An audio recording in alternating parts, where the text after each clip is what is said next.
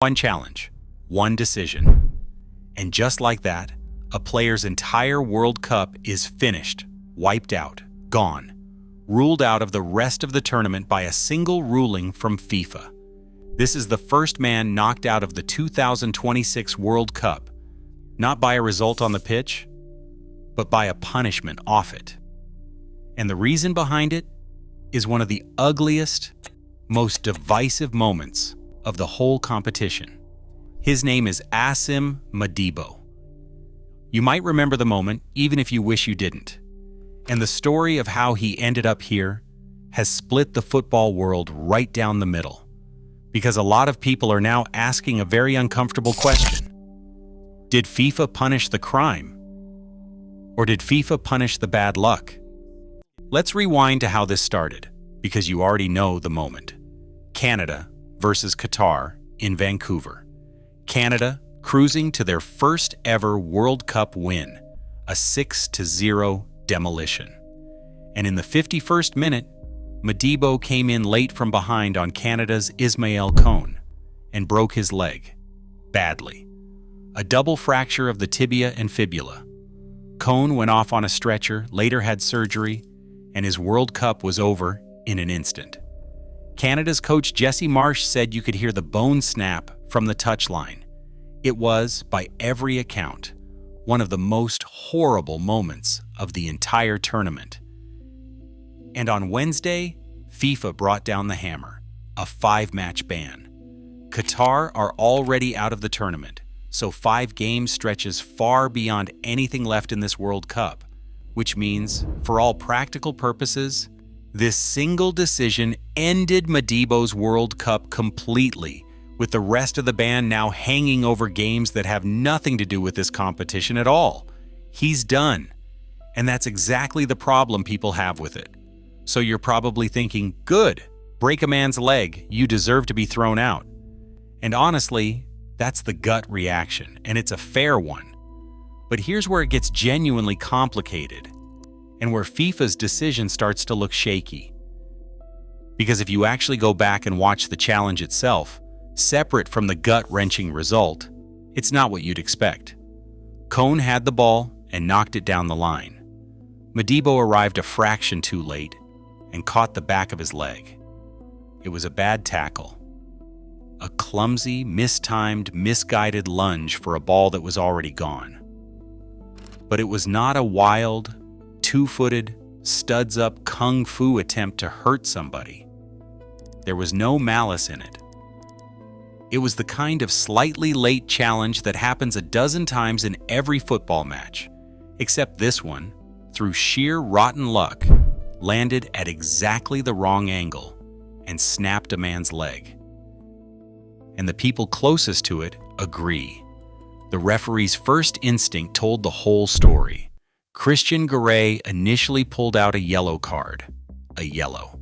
He only upgraded it to red moments later, once the horror of the injury became clear, not because the tackle looked any worse on a replay, but because of what it did. Even Marsh, the Canada coach, who was understandably furious in the heat of the moment, said afterward that he didn't think Modibo meant such a gruesome situation and added, "I don't fault him for that." Modibo himself was distraught on the pitch, in tears, hands behind his head. He went into Canada's dressing room after the match to apologize in person. He later visited Kone in hospital. And there's a photo of Kone in a wheelchair, hugging him. The man whose leg got broken hugged the man who broke it. That tells you everything about how much intent was actually involved. So now ask the real question.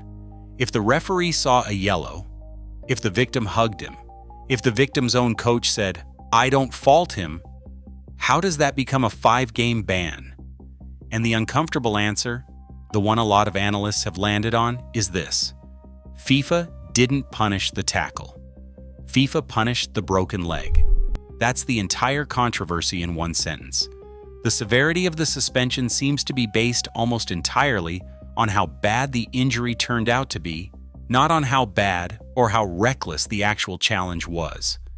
And that's a dangerous precedent, because in football, the outcome of a tackle is often pure luck. The exact same challenge, same speed, same angle, same lateness can leave one player flat on the grass for 30 seconds and another in surgery for months. Punish the intent and the recklessness, and you're judging the player. Punish the result, and you're just judging his bad luck. And here's the proof that this is exactly what's happening. While analysts were still writing about Modibo's ban, in another game, Brazil's Danilo took out Scotland's Kieran Tierney with a challenge that looked just as reckless, if not worse, shin height nasty. But Tierney got straight back up. No broken leg. And the punishment? A yellow card. That's it. Same category of foul, wildly different outcome, wildly different punishment. The only variable that changed was whether someone got hurt. FIFA is grading the consequences, not the crime. Now here's where it gets even worse for FIFA, because this is the same organization that has been remarkably flexible about bans when it suits them. Remember Cristiano Ronaldo? He got sent off against Ireland in qualifying and technically should have missed the first 2 games of this World Cup. He didn't.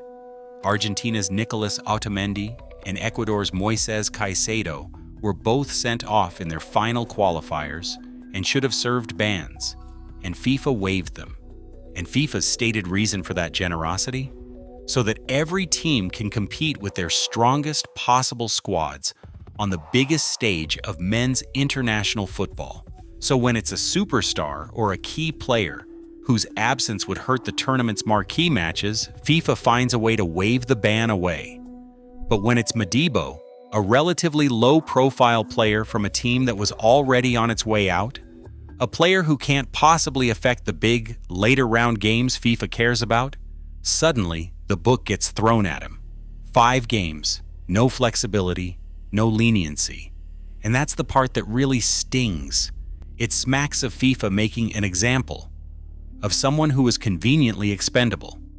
Modibo has played 64 times for Qatar and had never been sent off at international level in his career, so there's no history of dirty play to justify the harshness. The Athletic asked FIFA directly if there were any other reasons behind the 5-game ban. FIFA said nothing beyond the short statement citing serious foul play. No explanation, no breakdown. Just a number that feels like it was pulled to match the headline rather than the offense. Now, to be fair, and the channel always tries to be fair, let's give FIFA their best argument. The laws of the game define serious foul play as using excessive force or brutality, and you could reasonably argue that if a tackle is forceful enough to break a leg, then by definition the force was excessive. Fine. Maybe a red card was right.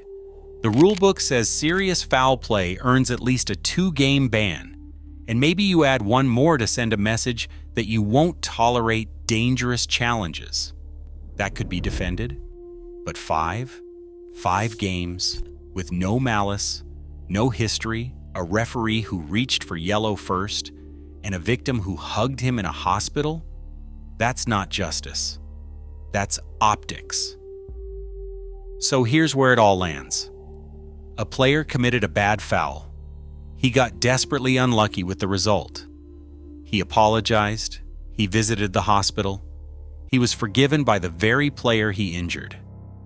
And FIFA's response was to effectively end his World Cup with a punishment that, by their own inconsistent standards, doesn't add up. Qatar can appeal, and a lot of people are hoping they do, and that the ban gets cut down. But as it stands, FIFA has done the one thing a fair disciplinary system should never do. It punished the outcome instead of the act.